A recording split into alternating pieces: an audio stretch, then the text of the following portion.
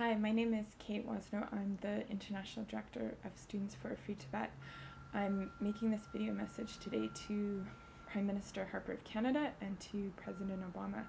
As a Canadian living here in New York, my appeal is to both of you that you have to speak out now about the crisis in Tibet. You have to get together with other world leaders and figure out political solutions to end the current crisis. We're talking about 87 lives. 87 Tibetans have lit themselves on fire in protest to demand freedom, to demand a return of His Holiness the Dalai Lama, to demand human rights. And the shocking silence on your part. In the past month, there's been almost one self-immolation every day in Tibet, and you need to speak out now.